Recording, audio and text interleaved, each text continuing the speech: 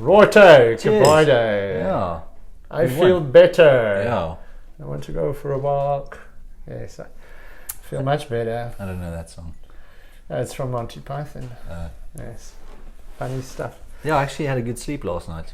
Yeah, no, definitely. And woke up feeling amazing. It was such an anxious week Yes, in the build up to this.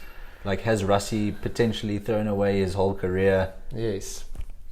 Yeah, we still don't know the answer to that question. Yes, and we don't know why he did what he did. Was it to influence this weekend? Yeah. What's going on in that mind?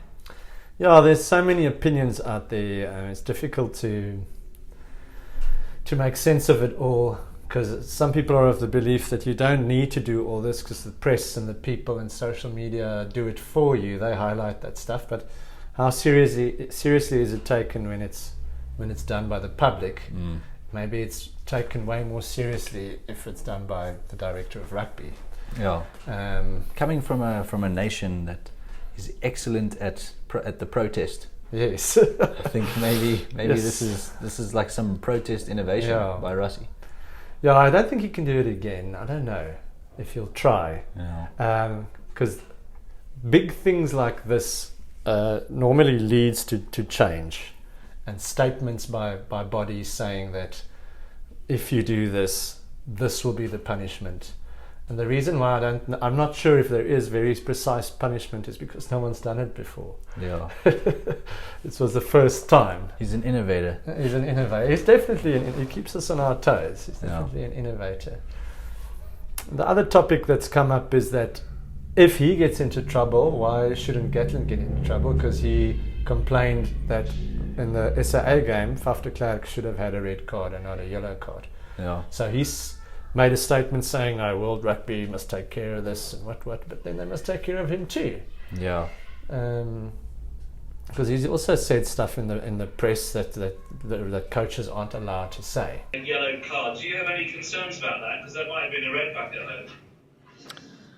Well, I can't understand when the comments were that there was no contact with the head. You know, there was, someone was watching a different picture to me. So, yeah, I agree. I thought it looked reckless to me. No arms, and there was definitely, you know, he's hit the arm first and then the shoulder, but there's definitely a head on the head contact. So, we've got a meeting with the referees tomorrow, and just to get a little bit more clarity on that, just so that what we want is some clarity so that we get complete consistency. You can't cite or anything. I mean, that's a done deal. That's finished, isn't it? Yeah, I think so. Yeah, they have a citing commissioner who looks at those things. So it'd be interesting to see what the referees come back with and what other people that have looked at it come back with in terms of what the recommendations were for that incident. I've went through so many emotions this week. Yeah. One moment I'm like angry at Rassie mainly because I don't want him to not be our director of rugby. Not because of what he did and this and that. I mean, that's every guy's decision. It's not what I would have done, but that's his decision. But I want him to sacrifice himself for this cause because I want him to be there because he's going to take his place. It's like one of those superhuman movies. Yeah. Where you're like, no, don't do it. No, when I saw him do it, No, Batman, don't take the bomb out over the sea and let it blow up. You know, escape. Save yourself. Save yourself. And when I saw it, I cringed immediately. I was like, what are you doing? What if you get into so much trouble that Saru is forced to fire you? And that could still happen. And then I don't know if winning one game or a Lions series, is it worth it? I don't know. Yeah. It's difficult to say. But sport is such a powerful thing. We just watched the Olympics, and we spoke about it yesterday about Tatjana Schoenmaker. Tatjana, who won the 200 meters breaststroke and broke the world record, and well done. It's almost had us in tears. Yes, it was such a powerful, like an emotional moment. Yes, when she got the gold medal, and yes, it was just amazing. And the rest of the athletes singing to her and all that. I mean, South Africans are actually amazing people, and we've seen it a lot in the last bit, and we can get to come together for something like this, like the Lions. So it's important for us that that we win this series, not just for the players and for rugby, but for South Africa as a nation. I know it's a cliche, everyone says it, but Yeah, no pressure to the Lions. No. No pressure to let us win this now. yeah. Okay, so enough about the week, the build-up. Then we got to the game. All of us were very pensive. We sort of didn't know what to expect, and the first half was also like the teams felt each other out a bit, and then I initially thought that the Springboks were just a little bit behind, chasing the game a little bit, and the Lions carried on with their momentum from last week. Yeah, making no play, the Springboks. Yeah. And the Lions seemingly dominating, where we were playing. They had the, the upper hand on the territory and the possession, etc. Yeah, they led the possession stats, territory stats, by quite a big margin at half time. Yeah. And obviously the two contentious issues in the first half.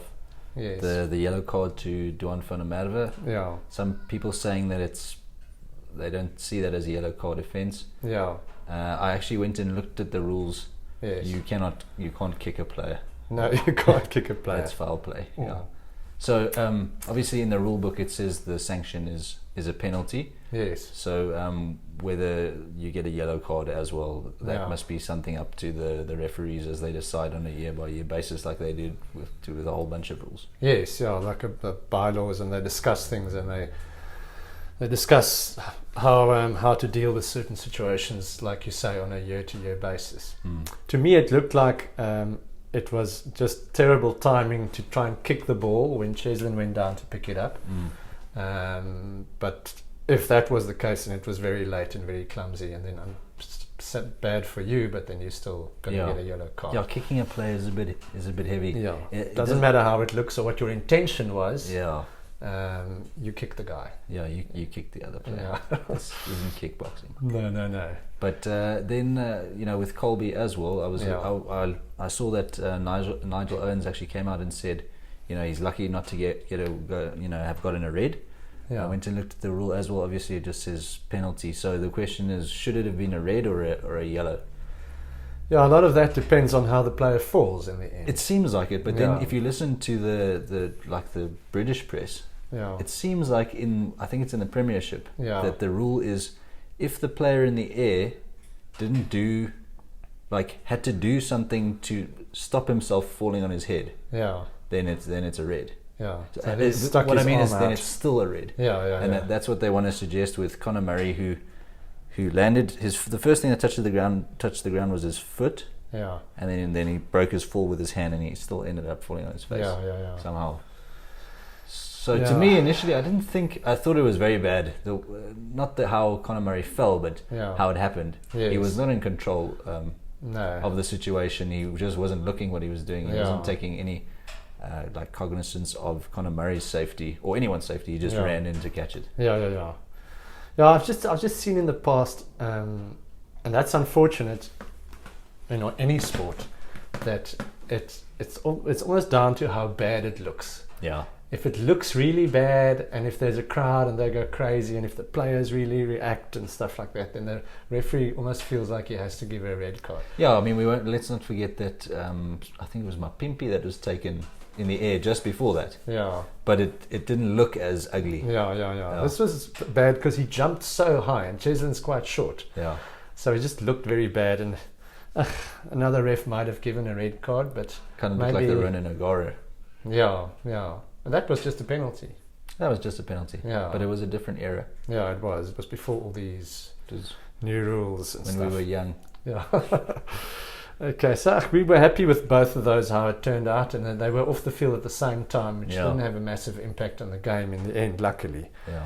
In the second half, we sort of immediately gained a bit of momentum. Yeah, let's be honest, there was a lot of kicking in the first half as well. Yes. But it seemed to be, like you say, a continuation of the first game. Yeah. The Lions seemed to be regaining their kicks, etc. But in the second half, there were a few times where we like us as fans, we were like, yes, the Lions have lost it now. Yes. They're just kicking everything, and we're able to field all of those, and we're not struggling. Almost not playing to their strength. They were almost too scared. There is space behind them always, and they was almost too scared to play the ball, because if you lose it there, it could possibly lead to a try, as we've seen.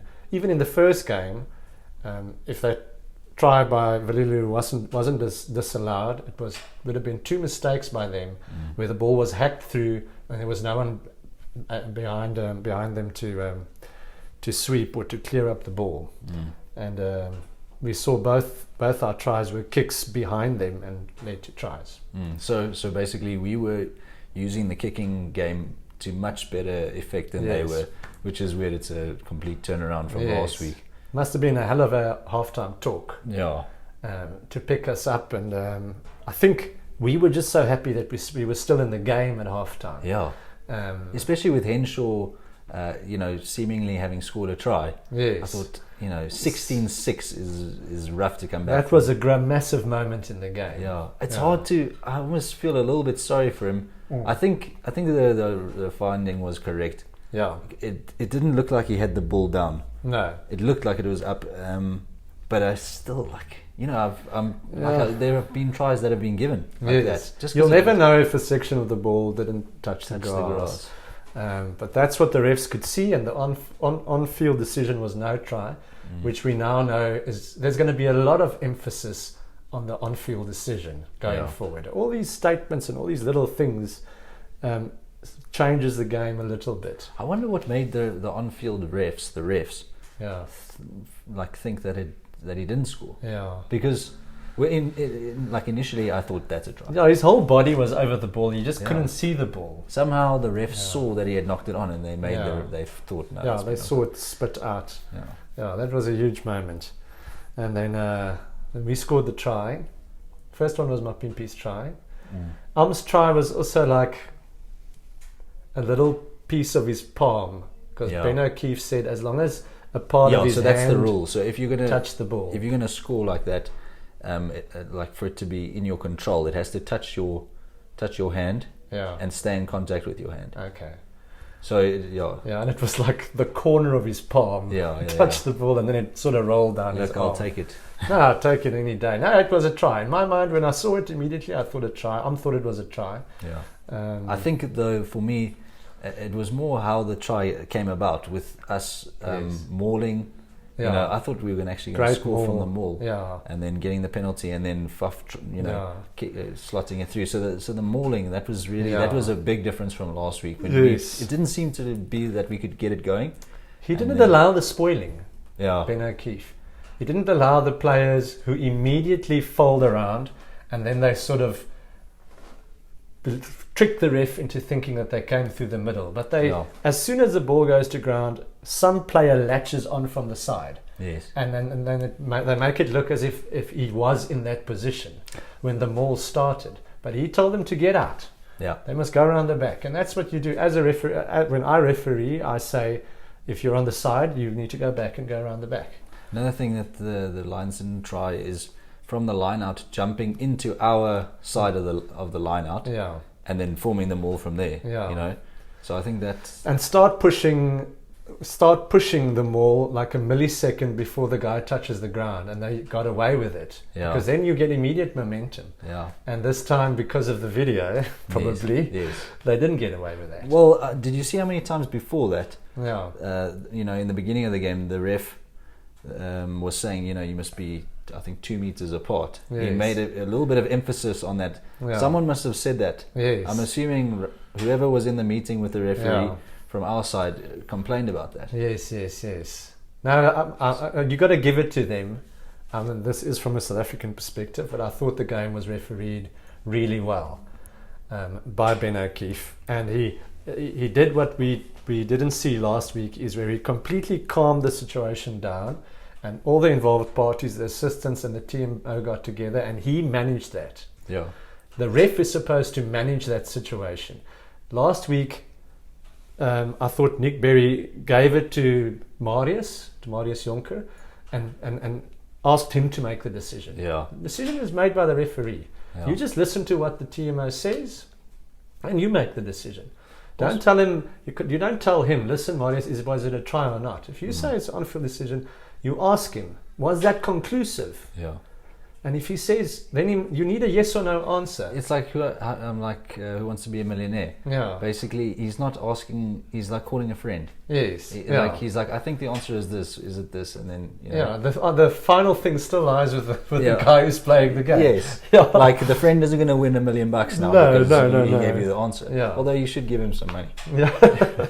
So I thought he managed it really well, and I still think Nick Berry was slightly out of his depth. This was a game slightly too big for him. I liked how calm he was in terms of, he was almost like a robot. Yes. Like where there was some scuffles in the beginning of the game, he stayed very calm, and he was just like, he had no expression, and he was just like, I don't have a problem sending off people with yellow cards if this is going to continue. Yes. And then, whereas I felt that Nick Berry had a little bit of an attitude, which is fine maybe in Premiership, in local competitions and that. But in an international match, you can't let the players bully you. Yeah, you can't like frustrate people with attitude and that sort of thing.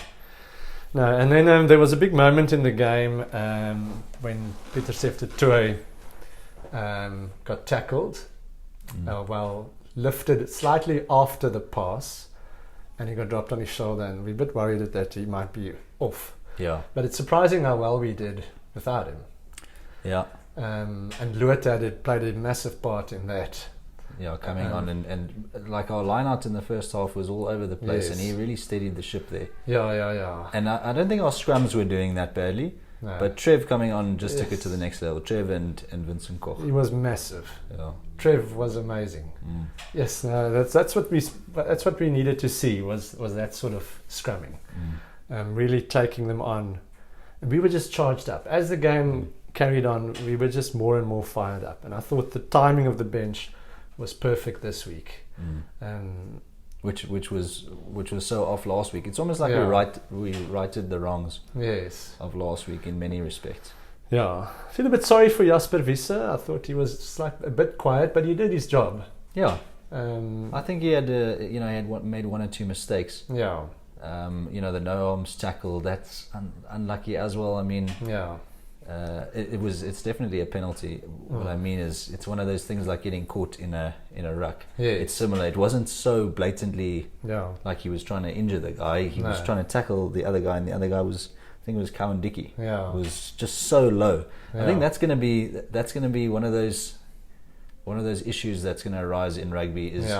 Is how do you tackle someone who is so low? It's like a meter from the ground. How are they going to address it now? Because the thing is, that's what's come about as a result of the referees blowing the high tackle law so strictly. Yes. So now the attacker takes advantage of that. He just runs about this far off of the ground. How do you tackle that?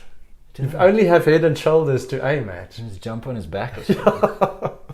Makes it very, very difficult. Yeah. And so I thought that tackle of Duan, he lifted Pieter Steff and dropped him. No one said anything about it yet, but I also thought that looked a little bit off to me. But we'll let that go. We won't go into too much detail about that. I was just thinking about that now as we were sitting here about these two incidents now. And I specifically looked at that. I watched the game just before I came here. I was watching the game again, and that scuffle. And in the replay, you can see Hogg's face on Willy's arm. Yeah, but is he biting him? And Willy then had a huge reaction. Yeah. And he said, he bit me. Yeah. So I saw but Stuart Hogg now. He made a statement and he said, no, he'll never bite. And Willy went to the ref and he said he bit me. Now, freaking hell, if someone bites you, you know that you've been bitten by someone. That's a weird spot to bite someone, but on his arm. Guys do weird things. We've seen it. It's like Luis Suarez or something. So, but why would Willy make it up? We must add that clip from came bounding over. So, I mean, why would Willy make that up? Because I thought it was just the video of his mouth area on the shirt, and I thought, well, that's nothing. But Willy was going nuts. He was like, he bit me. Yeah. So, I mean, then there must be something there. Yeah. And then obviously Toje with his knee on the lender's neck. The lender's neck. I don't think there's too much. Yeah, that's just it was a bit of like a I'm just trying to show you that I'm.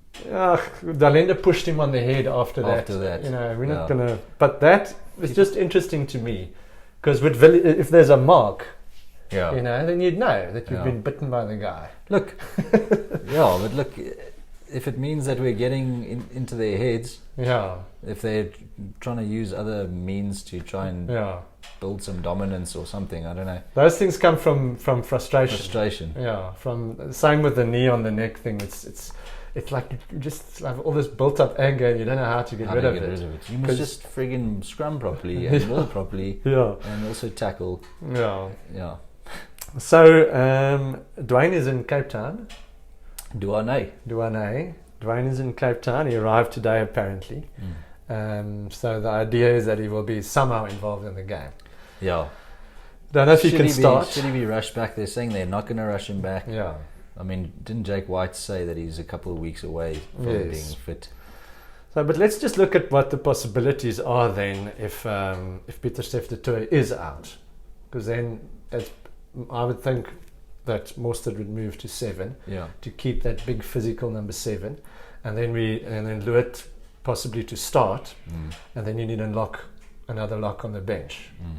Who do we have? We've got Marvin Orrie and Nicolaas Janse van Rensburg.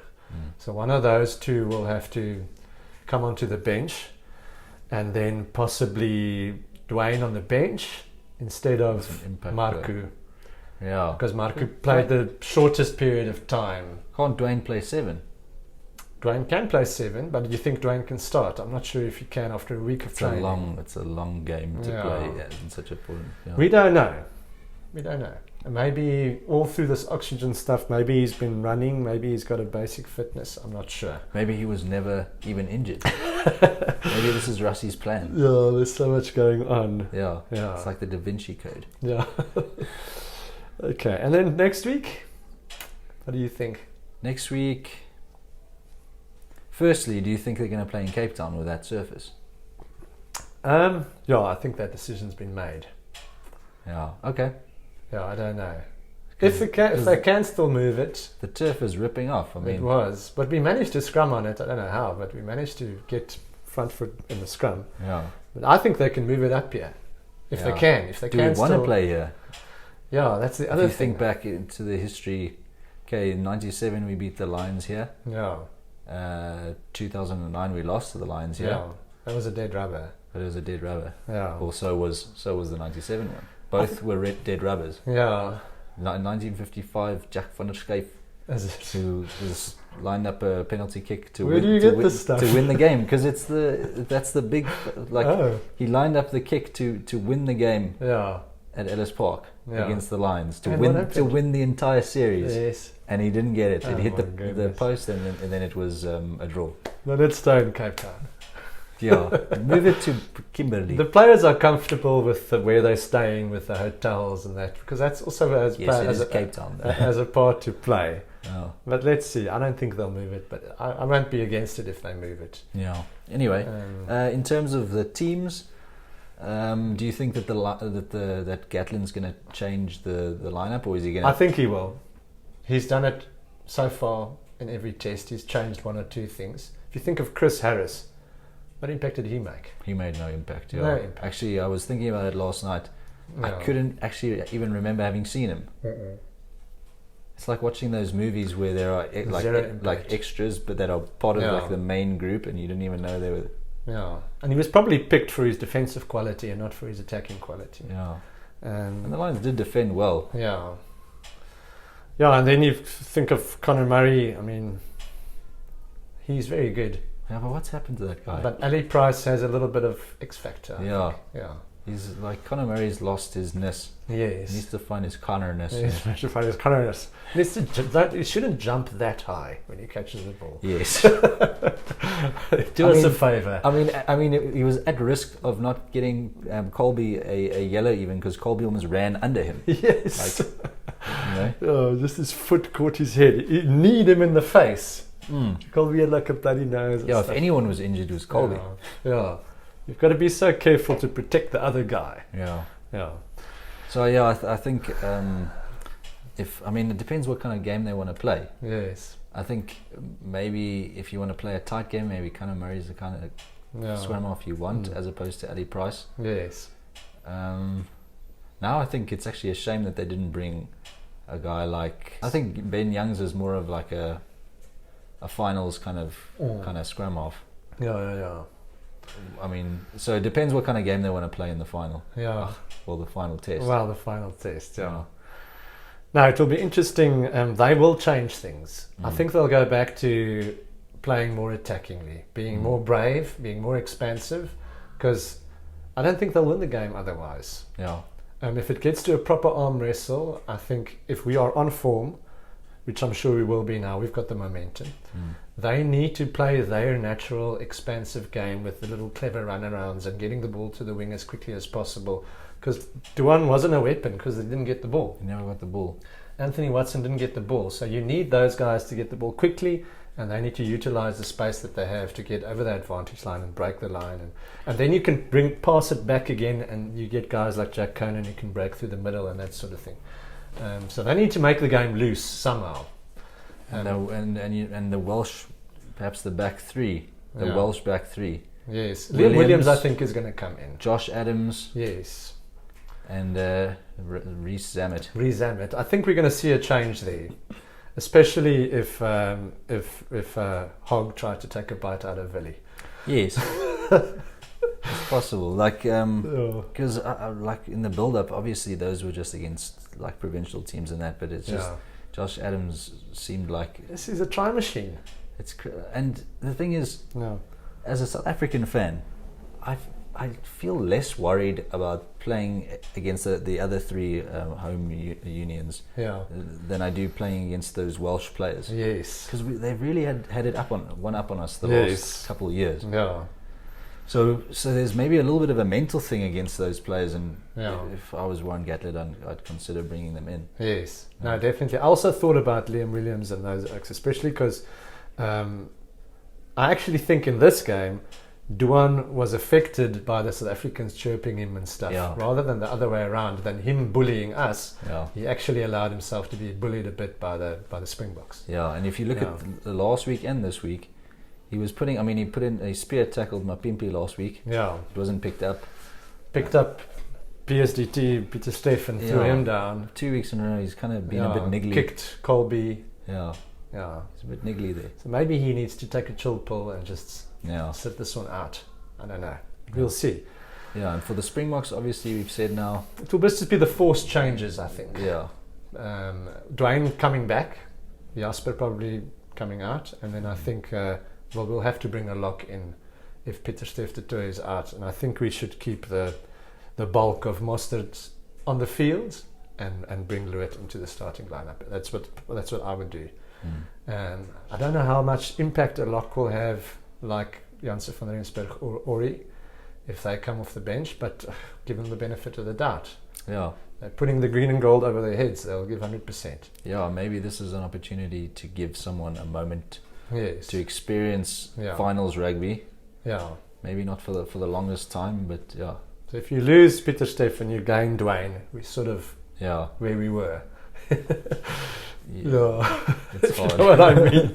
Yeah. It just makes you realise how ridiculous our World Cup final team was. Dwayne and Peter Stephan was good, eh? Yeah. That guy's a powerhouse. His tackles, Kulisi. We have to mention Kulisi. Yes, 14 tackles. So the South Africans just won't leave that guy alone. Yeah. And he was mammoth again. Yeah. Put in the 80 minutes. Well, no, it wasn't 80 minutes. Yeah. What was it?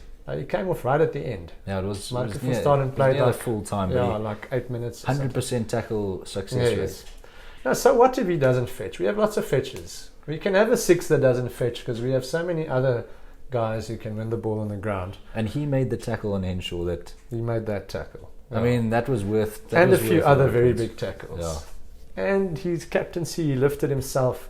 His post-match speech was so passionate. Yeah. We were saying it was almost like a team talk than like a post-match interview. He's 100% there. Yeah. No, get off the guy. He's there. He's our captain, and we support him all the way. Yeah. So I think the Springboks might have to tweak their tactics a little bit as well. probably not though. We can just carry on what we're doing. But they have to be adaptable in the game as well. The one-trick pony. Yeah, the one-trick pony. It's a damn good trick. Yeah. But anyway, to the Lions fans, we hope that next week is an awesome final test match. Yes, that's what we want. And we really badly want to win, but but if it's an awesome test match, you can sort of forgive yourself. As long as the best man wins, and it's not, or the best team wins, and it's not dictated by some silly decision. Yeah, let's hope for a clean game. Yeah, no, if it would be amazing if there are no yellows or reds or anything like that. Yes. And both kickers kick all their kicks, so there's nothing to go back to afterwards and say, but we missed our kicks here and there. Yes. Both teams must play at their best. Yeah. And we can see who the best team is. That'll be awesome. It's going to be a long week to wait for Saturday. Just enjoy it rather. Yeah. I mean, we won now, so. Yeah, thank goodness we're still in it. Yes.